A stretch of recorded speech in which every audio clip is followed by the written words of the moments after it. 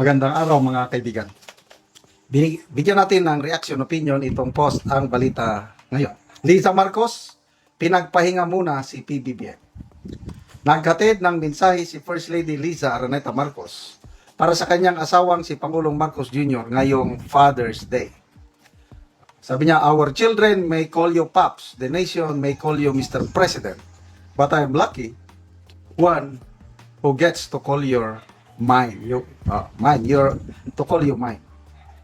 Kalakip ng mensahe ang isang family photo at isang pabirong Official Presidential Father's Day Executive Order na naglalaman ng mga probisyon, Dad must rest today. No stressful meetings at desert is mandatory. By virtue of our executive order, you are hereby directed to rest today. Okay. So, Liza Marcos, pinagpapahinga muna si Marcos Jr. by virtue of our executive order. Tingnan natin ang reaction ng taong bayan. 46 minutes ago. 911 ang nag-react. 757 ang tumatawa. 87 ang galit. 55 lang ang nag-like sa pahayag ng unang ina. Okay. So, dahil Father's Day ngayon, sige, tayong mga tatay, magpahinga. Hindi ako pwedeng magpahinga eh. Gustong-gusto ko sana yung isa o dalawang araw na hindi ako mag-vlog. Kaya lang, marami mang naghanap. Nasaan na yung vlog mo, General? Hinihintay namin. Kaya kahit Father's Day, mag-vlog pa rin ako. Kanina, after church services, dinala ko yung mga anak ko at mga apo with my wife. Kumain kami sa isang Korean restaurant. Oh. So, after lunch, umuwi ako sa bahay, ito na. Mag-vlog lang ng mga 2, 3 hanggang 4, then mamaya labas ulit kami para magpahinga. So, sa mga lahat ng amahan, to all fathers, to all fathers, na katulad ko, Happy Father's Day. Sa preaching message na rinig ko kanina sa isang pastor, sabi niya na fathers are the daughters, best friend and son's hero. Ganun ba yun? Best friend daw ng, daughters, hero and son's best friend, parang ganun. Malala ko tuloy yung aking anak na bunso, yung nasa US ngayon, yung nurse. Magre-retire na sana ako noon eh. Ayoko nang hintayin yung mandatory, yung compulsory retirement ko. Hindi siya pumayag. Hindi pwede dati mag-retire na eh. Tapusin mo ang serbisyo mo. Pagod na ko eh. Hindi, tapusin mo. Pagbigyan mo kami. Pagbigyan mo ako. Bakit? Gusto kong maging general ka para matawag naman akong general's daughter. Ganun ba? Di sige.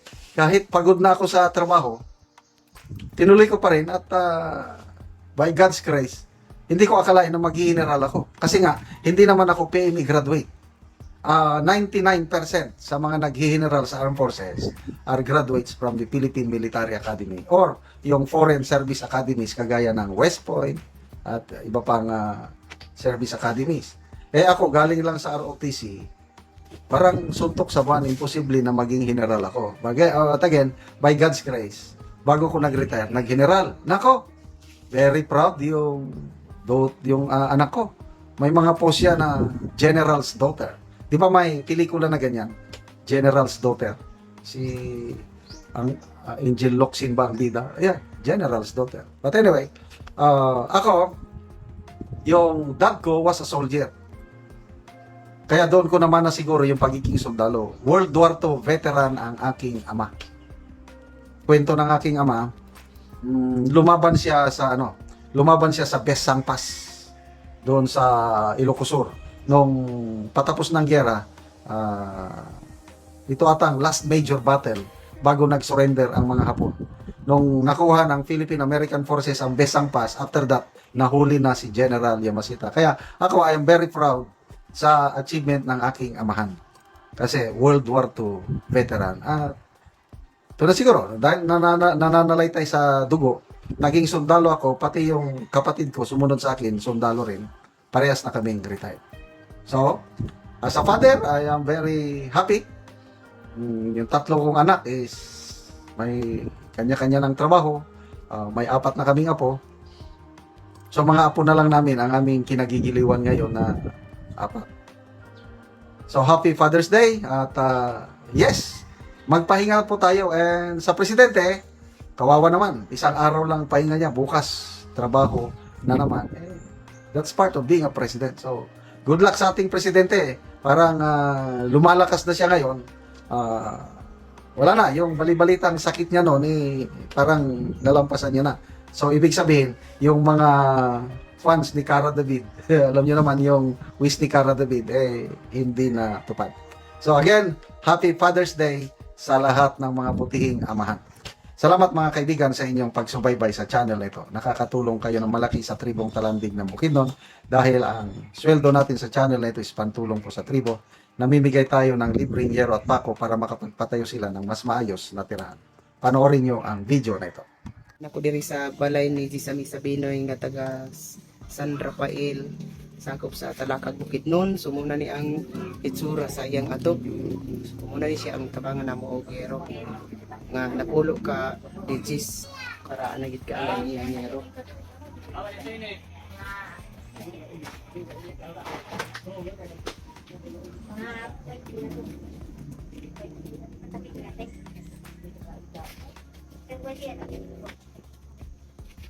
So mao na ni ang pulihan niya karon sa yero nga iya natabang sa iyaha.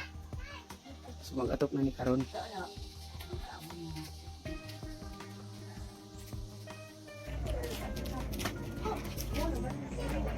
So mao na ni ang gitabang nga yero. Pulo nga digis.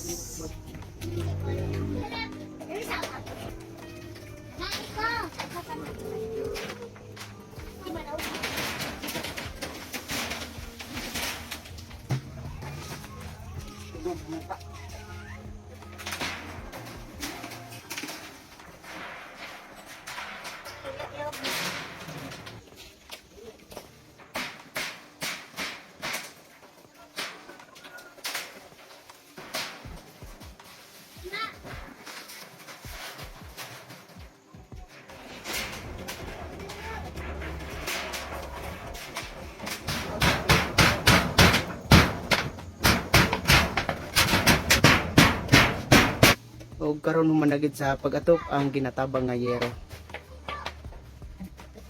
Salamat sa sinyo ni tabang ka namo. Sunod-sunod kita kapit ay pagbibila ka. Ang giugsin. Bago pa napulihan. Pagpulihan sa Ginoo. Salamat pud sa naton. Sa mo. Mm. Sa mala sa tabang. Salamat.